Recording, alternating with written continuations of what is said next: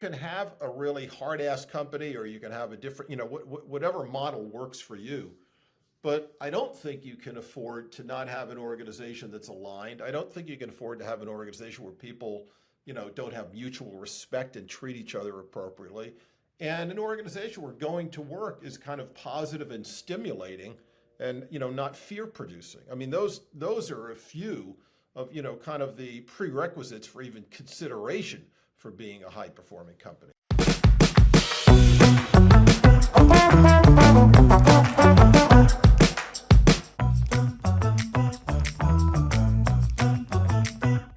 Welcome to Stickology. Most of us like to think that we're good communicators until we get into a disagreement online, in a meeting, at the dinner table. The truth is, we've all gotten worse at listening. My guest today, Bob Feldman, is on a mission to change that. Bob is the founder of the Dialogue Project, an initiative focused on polarization and helping businesses proactively reduce its negative consequences in our society. Before launching the Dialogue Project, Bob spent decades leading communications for some of the world's biggest brands. He's seen firsthand how the way we communicate inside companies mirrors the way we communicate as a society. Today, we'll trace his journey from corporate boardrooms to university think tanks, explore how we can communicate better, and talk about what it really takes to replace outrage with understanding. Bob, thanks so much for joining us today. Steven, it is great to be here. It's great to see you again. It's great to see you too. You've had an incredible career across communications and consulting and corporate leadership. For those who are not as familiar as I am, can you give a quick overview of your path and what's tied it all together? Sure. Well, let's see. I started at Burson, big, large, global PR communications consulting firm, and was there for about 10 years and worked across companies, mostly in the B2B world. Moved from there over to Ketchum, another large global firm, originally to run their New York office, and then ran most of the U.S. company. And then over to Gray, where you and I had a chance to spend a lot of time together, at GCI Group, where I was CEO for about 8 years or so.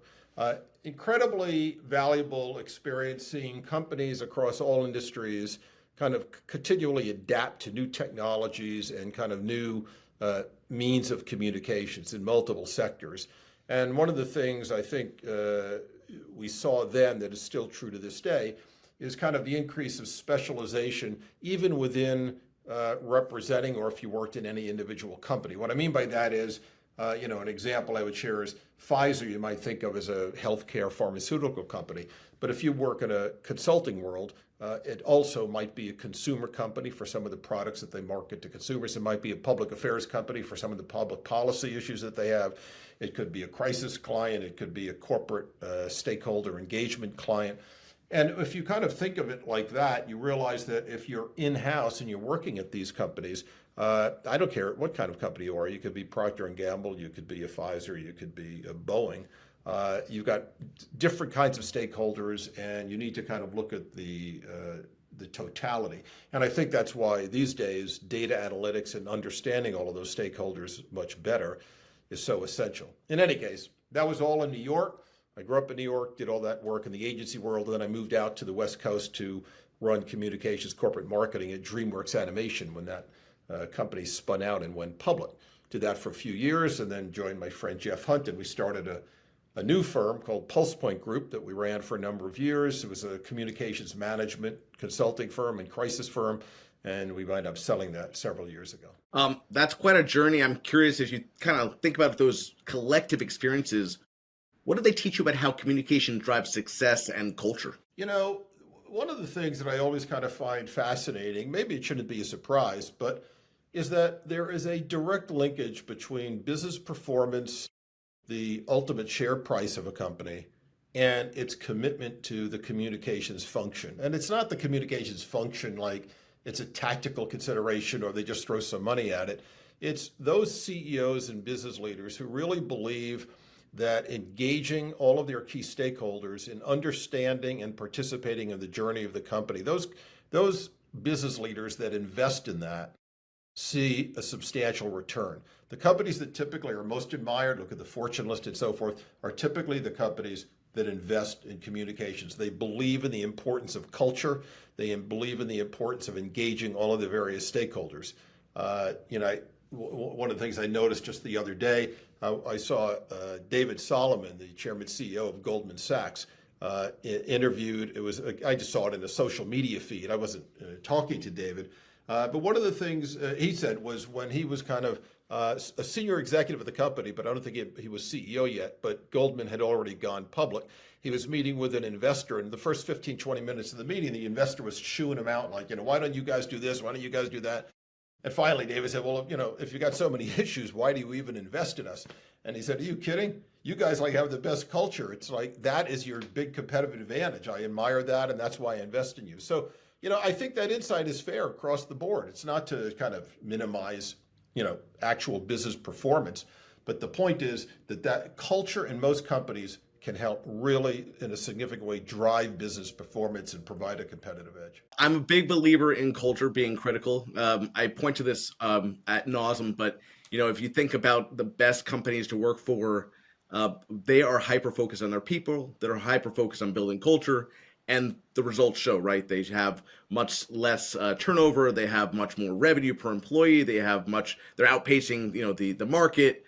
That's the smart move, in my opinion. Focusing on your people, talent management, that sometimes comes across as maybe soft, or everybody has to be nice and we all have to get along. I mean, I think you do have to be nice and you should get along, but what I'm describing is not in conflict with hard-ass management. In other words, I mean, every company has its own culture. You read about Netflix culture, high performance, but very demanding. I mean, a lot of successful organizations, it's an up or out philosophy, very, very demanding. That's not in conflict with what I'm talking about. I mean, we've all been in situations where if you have to let people go, there are ways to do that. There are ways to do that graciously and generously, and it helps your reputation. I mean, your firm's reputation. So I don't want this kind of culture thing to sound like some soft stuff. I mean, you can have a really hard-ass company, or you can have a different, whatever model works for you.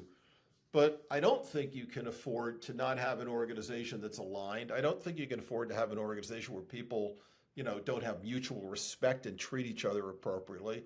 And an organization where going to work is kind of positive and stimulating and, not fear-producing. I mean, those are a few of, kind of the prerequisites for even consideration for being a high-performing company. I echo all what you're saying, and I think that the interesting thing is that there are a lot of companies who focus on getting everyone around a mission and a vision. That's one part. There's a number of companies who focus on trying to figure out how do you empower your employees and grow them and give them career paths, whether they remain inside your four walls or they end up launching elsewhere and hopefully being part of a really strong alumni network.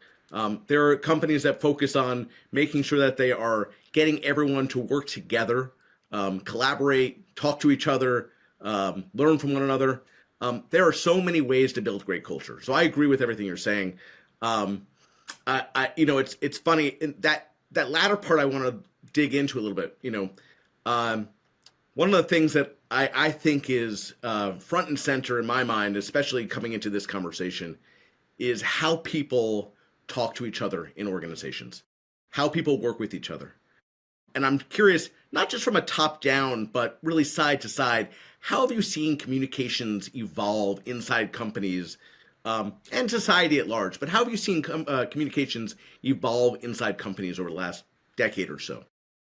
It's a little tricky. I mean, I think you always want to say that things are getting better. I'm not really sure they are. Because when we talk about communications here, you're talking lowercase c, like basically how do people talk with one another in the company? How do they engage in conversations that advance the business forward? How do they resolve conflict if there's, how's that happening? And it's dangerous to make sweeping generalizations. But I think, there are a couple of trends that don't help. One, as beneficial as technology is, technology has its own downsides. And, no surprise in the last 5 or 10 years, I mean, we're just all kind of living on our phones and texting and yada, yada. And the consequence of that is a lot less conversation. The consequence of that is also many more people, I think, feeling very uncomfortable with any conversation that they think might be a little uncomfortable. Meaning, if there's a conversation you should have with a colleague of yours or, say, somebody who reports to you, I think, particularly if you haven't developed those skills, that's for a lot of people a daunting scenario. And they also view it not only as daunting to them, but that it ultimately is going to become problematic for the company. And so the consequence is to kind of avoid that and not give genuine feedback. So that, I think, is a problem. I think companies need to do a much better job of training for that. I will say, I mean, this is just kind of a whole personal philosophy thing about this. I always thought that giving somebody feedback that was, maybe it's negative, but it's not like you're getting all over them. You're just trying to help them and get better, right? So if you're in a meeting and somebody is presenting to a group and, I don't know, they just didn't do it that well or they missed some key, whatever, give them feedback quickly. Don't wait, 3 months for a performance review and tell them how they screwed up 3 months ago. Give them feedback like that afternoon or the next day. But here's the deal. People can kind of, when you're talking, it's like an old Woody Allen movie. While the lips are moving, they're reading the subtext. What they're really doing is saying, what are you really saying to me? Are you really trying to help me, or are you, kind of building a case for me to go on probation or something? It's like, are you with me or are you not? And if people feel like, and this is something that I think managers have to develop and work on every day, when you're dealing with your people, they have to go home and know that if I'm the manager, that I have their back, that I really want to support them. I want to promote them. I want them to do incredibly well.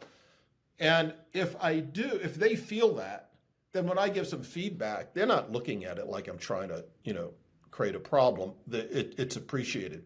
So I don't view giving feedback, if you do it graciously and so forth, as a negative at all. I think it's actually, it's kind of cliche, but some people say it's like a gift. I mean, it is, it should be. But if you don't have experience with it, and increasingly we have more and more people in management roles that don't have that much experience with it, it makes it more problematic. And so that feedback doesn't happen and those people don't develop better skills, A, for whatever they screwed up maybe in the first place, but B, when they become managers, they haven't kind of seen that behavior modeled. So, when you talk about communications in the workplace, I think we kind of have some ways to go. I'm sorry to be rambling. There's a whole second point to all of this, which has to do with kind of the world we live in, kind of the social environment. And there's an organization you may be familiar with called SHRM, the Society of HR Management. They have something like 350,000 members around the world. They do a lot of research on this kind of stuff. The level of incivility and conflict in the workplace today is kind of off the charts. And it's because you can't separate what's going on in the outside world with conversations inside. In fact, on top of that, business leaders who kind of don't want politics to come into the workplace, it's now fantasy land because, every day you're reading the news, whether it's tariffs, H-1B visas, U.S. ownership in Intel or TikTok. I mean, the list, there's a list literally every day that it goes on and on and on. The conversations around that, they're business issues, come into the workplace. Unfortunately, we tend to be tribal these days. I mean, people are kind of in one camp or the other, conservative, liberal, Republican, Democrat, however you want to kind of characterize it. And the consequence is, so when you have these conversations, people kind of start to move back to their tribes. And instead of having sort of a productive conversation, it devolves into something that's not unhealthy. And that's what the SHRM research revealed. So in any case, I've given you two kind of big buckets, one about what's going on in the outside world, and the first one was really about kind of the training necessary to give people the skills to communicate better inside business. So I think those are two big things that businesses need to work on. Some of them are, some aren't, but they're two big needs. I'm going to address those two things one at a time. So the first one I'll address with a thank you, a belated 25-year thank you. From the late 90s to the early 2000s, I worked with and for you. Yeah. And you did an amazing job of not only making me a better employee by being candid.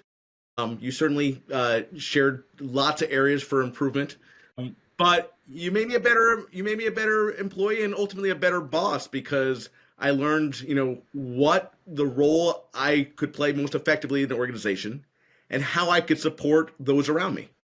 And I think that that is critical to really understand how you can make all of your colleagues better by doing the very best you can, right? So Well, thank you. I also hope that during that, I appreciate that, Steve.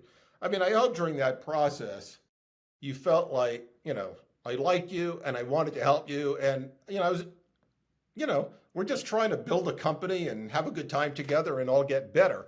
And if you feel that, then it's okay. If you felt, like, Jesus, maybe I better start looking for another job, then I failed. You know what I mean? I mean, that's the litmus test I think every manager has, the ability to have those kinds of conversations, but making sure people know that, you have their back. Well, people say you don't leave companies, you leave managers, right? And ultimately, yes, I actually left, I think, a few months before you did, but I didn't leave because of my manager. I left.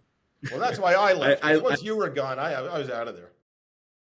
Well, thanks very much. But no, I think that that's that, right? People actually look back to 25 years ago, the colleagues that we have, and it was a very magical place where people, I think, were very collaborative, very creative, learned from each other, a lot of respect, and that's missing today in many ways, many regards. And I'm curious to get to number two because I think it's missing to a large degree because of these broader social issues that create some level of discourse in society and quite honestly inside the four walls of companies. I'm curious if you think about the leaders that you see today. Do you think that they are equipped to support that? Do you think they're challenged? I'm sure mixed, but I was Well, wondering if you could talk about I that. mean, this is probably a good time to reference my work at Duke on the Dialogue Project. So as you know, about 5 or 6 years ago, I started a program called the Dialogue Project. It came from a speech I gave at the Page Society and gained a little bit of traction. So we started this program and then was able to spend some time with folks at Duke at the business school, at the Fuqua School of Business. And the program is, we kind of basically put it there. And so I work with the folks at Duke. They've been unbelievably supportive and great for the last 5 years. And the purpose of this program called the Dialogue Project is entirely to explore what role business can play to help reduce polarization in this country, right? So very relevant to the question you just asked. It's very tricky. Business leaders understand, they see the data that I referenced before from SHRM. They see that it creates conflict. And by the way, it's not just inside the workplace with your employees. I mean, you have people out there talking to customers, talking to community leaders where companies have operations and so forth. And I mean, we all live in this world, so we all wind up in these conversations and so forth. And the ability to have those conversations has become very difficult. We're not advocating that people go out or even inside their own workplace and have political conversations. But the flip side of that is it's fantasy land to think that's not happening. One of the things that we try to tell business leaders through the Dialogue Project work is the very skills that I hope companies are teaching their own people in terms of how to have productive dialogue or constructive disagreements or whatever you want to call it about business strategy. Do we invest in A or B? Do we spend this kind of money in a marketing campaign? I mean, there are debates inside organizations all the time. Usually they're pretty civil and they get reconciled and people are aligned in a particular, singular way. A lot of the training that goes into that is very relevant outside the four walls of the business as well. How do you have those conversations so that you can get to some point of view? The only difference, and to be fair, it's a very big difference, is in business, ultimately, A, there's a hierarchy, and B, everybody knows you got to get to a single point of view.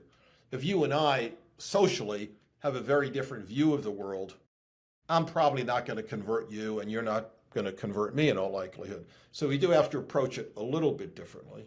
And frankly, in that regard, one of the things I kind of always say to people is if I if I very much believe in one set of, I'll call them values, and the odds are pretty good somebody who believes something else isn't going to convert me and vice versa, then when I have an opportunity to have a conversation with somebody with a different view of the world, I have basically two choices. I could try to convert them. Good luck. I mean, it's usually a waste of time and it gets very frustrating and the conversation quickly devolves and it's completely counterproductive. Or you might say, look, the reality is they're not going to convert me any more than I'm going to convert them. So why not use this conversation as an opportunity to kind of just listen and learn and just try to figure out why does this person support whatever this person supports. They're not going to, change your mind maybe, but you might actually wind up having a little bit more respect for that point of view. And at minimum, the tools you use, the skill you have to have that conversation will at least prevent the conversation from devolving into something that, is kind of a conflict and a problem. I don't care if it's in the workplace or in your living room. So, I think business can play a big role in helping people learn to have constructive conversations around difficult issues, whether they're political or not, because I think the skill set applies across the board. It makes me think at the end of the day, there's two things that come to mind as you're saying that. One is, regardless of what your political views are or societal views are, I think sometimes the best thing you can do is you can be open to trying to take as much media in as you can. If you are, a far left individual who might be listening to whatever podcast or whatever networks, but you don't listen to Fox, then you're not hearing, or anything far to the right. Then you're not hearing what others are hearing, right? So sometimes listening and being open to listening, and number two is having that growth mindset. Sure, you may not change your mind, but if you're not listening and being open to understanding where people are coming from, then you're doing yourself and them disjustice, I think. Right. I couldn't agree with you more. I will say, I think a lot of people find doing what you're suggesting difficult. In other words, if you're an MS Now watcher, viewer, listener, it's hard to watch Fox and vice versa. But you're 100% right. That's what you should do. It also highlights another problem, which is even if you have the skills to have conversations with people, most of us don't have that many close friends or relatives who have a very different set of values, right? So, if you said, okay, great, I want to go talk to some people who think very differently than I do about a variety of issues, it's hard. A lot of people have a hard, you think maybe I have one or two friends who I feel comfortable enough asking, having that kind of, but it's not that easy is kind of my point. The irony is the workplace is one of the very few places where you come together and you're with people from different backgrounds a lot, different geographies, different ethnicities, different race, different, whatever. The whole gamut. That's an opportunity, but you got to be careful about how far you kind of push that, so you're not trying to inject political dialogue into the workplace. You're trying to inject skills to have more productive conversations. So it's, to a certain extent, it's why, your suggestion about whether it's Fox, MS Now, or whatever it is a good one. We need to try to force ourselves to do that. My experience when when I've seen some people do that is they watch it and after 2 minutes, they turn it off and think, these people are out of their minds. And, it's not, I get it, but it's not that healthy, That's not very productive. I'm curious, companies like Amazon and Bridgewater and Netflix, which we were talking about earlier, they all promote radical transparency. They encourage tough conversations, but they're normally just about work, not societal issues. Can you share some examples of companies that look at wider lens and are kind of approaching what you're talking about on maybe a bigger scale? One of the things that I've been kind of fascinated by is how some companies are leaning into bringing their people together to talk about difficult issues that are, so significant that you can't really avoid them. And so therefore they believe the best approach is to, in effect, facilitate conversations. October 7th, Israel is a good example of that. I'm familiar with a number of companies that when that happened, they brought kind of relevant people together with relevant backgrounds and facilitated conversations for anybody in the organization who wanted to listen and participate. I could tell you JP Morgan Chase did that, Mattel did that, and I mean, a lot of companies did that. Uh, you know, 3M has had a program called Courageous Conversations that I believe they're headquartered in Minneapolis. I believe this started before the murder of George Floyd.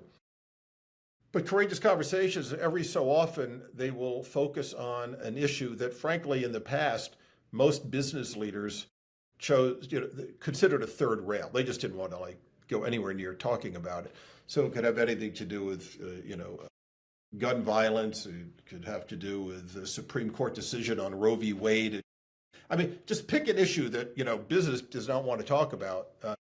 And they leaned into it. They actually created a program where an expert or two would come in and start a 30-minute conversation about it and then break out, and there would be tabletop discussions. It started off relatively small and grew into a really substantial program. They trained literally dozens of employees to facilitate those conversations. Super interesting. Allstate has had a kind of a sponsorship and a kind of a collaborative venture with the Aspen Institute, with a program called the the Better Arguments Project, I should say. And it kind of helps people, they go into communities to help people how to have better arguments, how to kind of get through difficult issues. So there are a number of companies that I think are doing some super interesting things.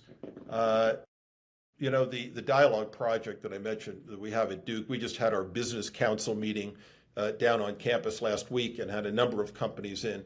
And I will tell you, I'm impressed with the number of companies that are at least trying to kind of recognize that there's some anxiety out there among their stakeholders, particularly employees, that there's something they can do to kind of help, and they're trying to facilitate that.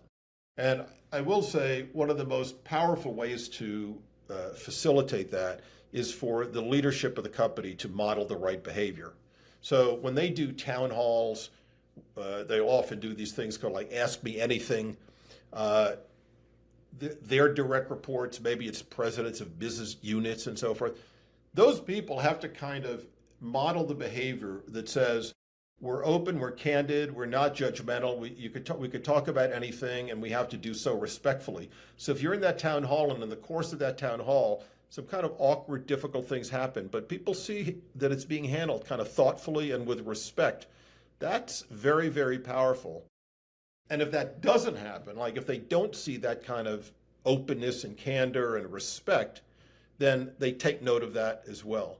So the best companies really, besides talking about all this stuff, they actually model the behavior.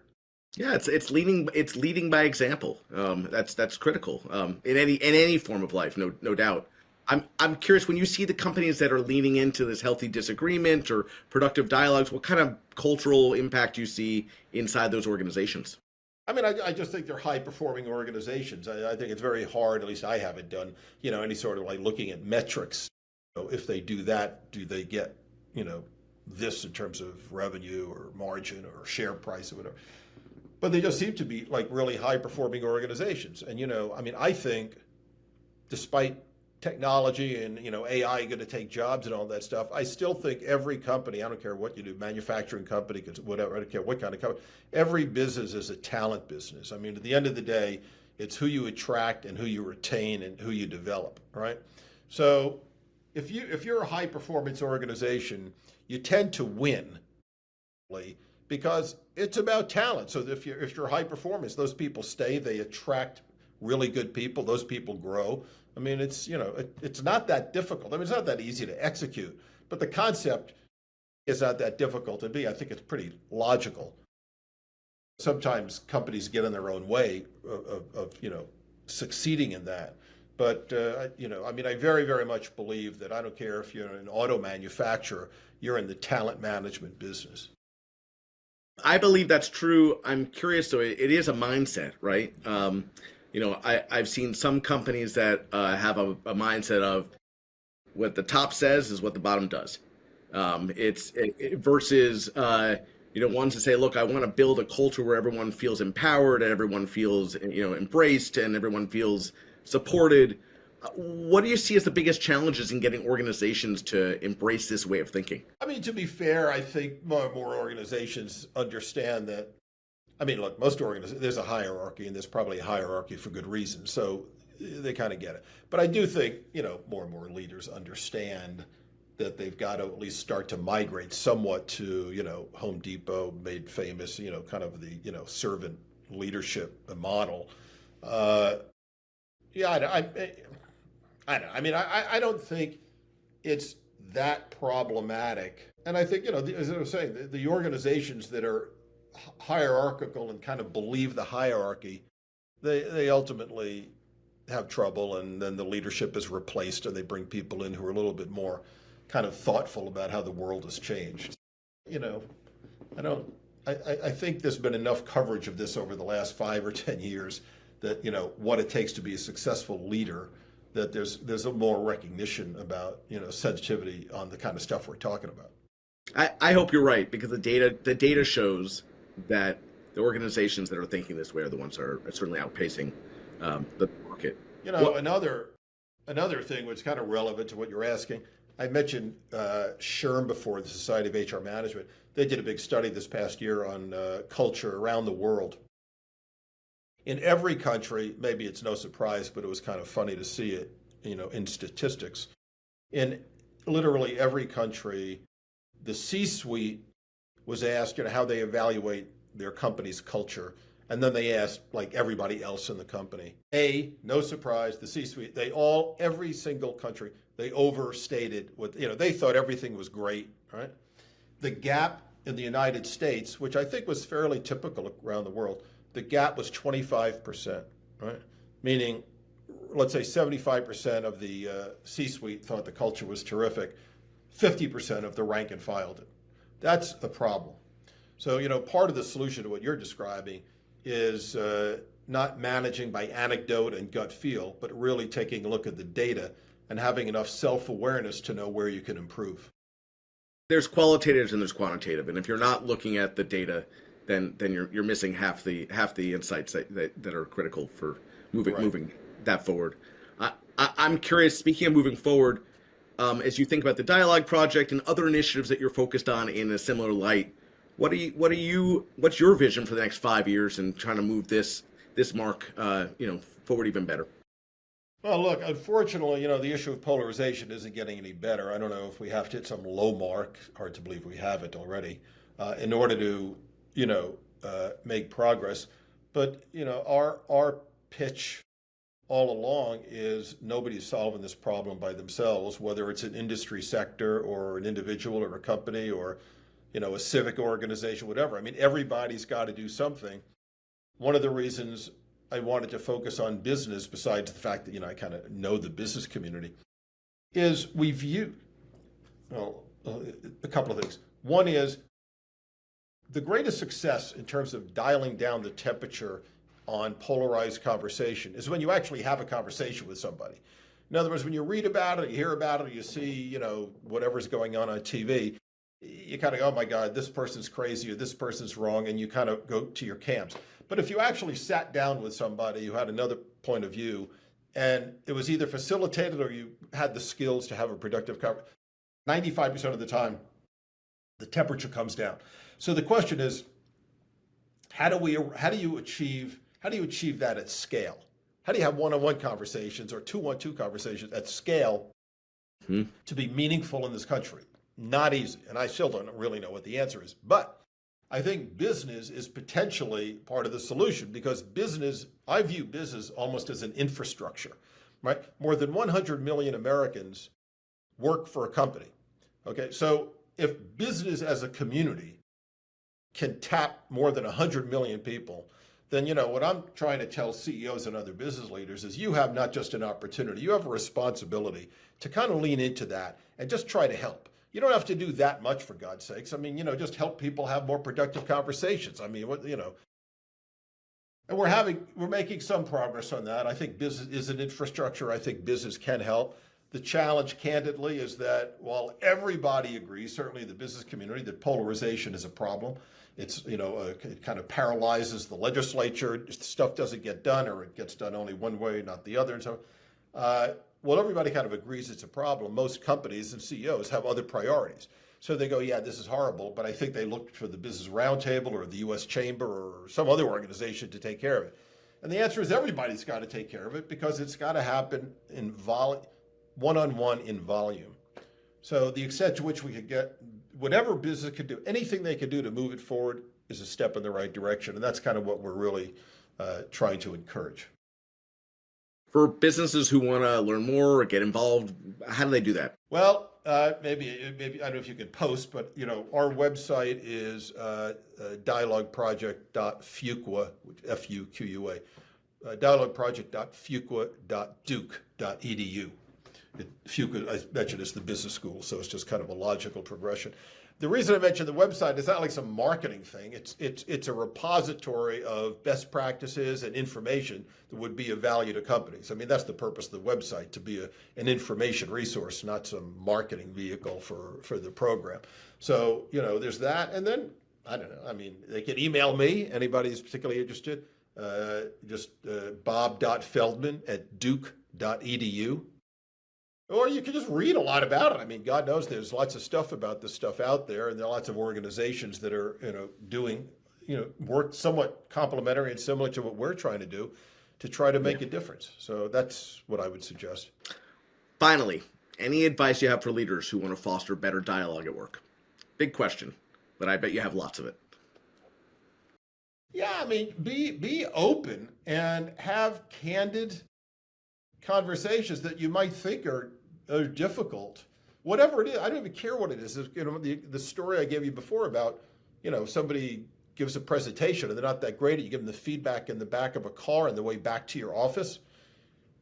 If you have those kinds of conversations, which are directly related to the business, it might be easier the next day when you come into work and there's some, front page story in the newspaper, rather than, or, the equivalent, whatever that is, if that's kind of dominating the day's agenda, if you're comfortable with it, and we're not advocating political discourse, but if you're comfortable with it, have a conversation because, whether it was, I mentioned George Floyd before, I mentioned October 7th, you could talk about January 6th. I mean, there are a lot of things that just dominate the news that become very important inside the organization. You don't necessarily have to shy away from it. Again, model the behavior. So do that, model the behavior, and that will have a very, very powerful and positive kind of ripple effect in the organization. Well, look, if we can get this right, we figure out how to make 100 million people, 9 to 5, feeling a lot better about where they are, and certainly learning a lot more, being more open-minded, and probably contributing to society in a much more positive, impactful way. And so I love what you're working on, Bob. Trying to make the world a better place. You're doing it. You're doing it. Thank you for joining me today. I really appreciate it. Super exciting, super inspiring, and really important work you're doing. Stephen, thank you. Great seeing you, and thanks for doing what you're doing. That was a really insightful conversation with Bob Feldman. Here are my 3 takeaways. Number 1, build communication skills for productive feedback. Many managers are uncomfortable with giving candid feedback. Whether it's good or bad, deliver it quickly and ensure your team knows that you have their back. Supported employees, they view criticism as a gift for growth. Number 2, culture and communications drive business success. A company's investment in culture and communication directly links to the business's performance. High-performing organizations prioritize engaging stakeholders and cultivating a culture of mutual respect. And if you think about it, every business is a talent business where culture is a competitive edge. And finally, number 3, businesses must model dialogue on societal issues. You can't separate external societal issues from the workplace. Businesses, as a major infrastructure, must address them. Leaders need to model the right behavior, openness and respect, and facilitate productive dialogue on all issues. Bob provided profound insights on how better dialogue can create not just better businesses, but a better world. I hope this conversation was as impactful for you, the listener, as it was for me.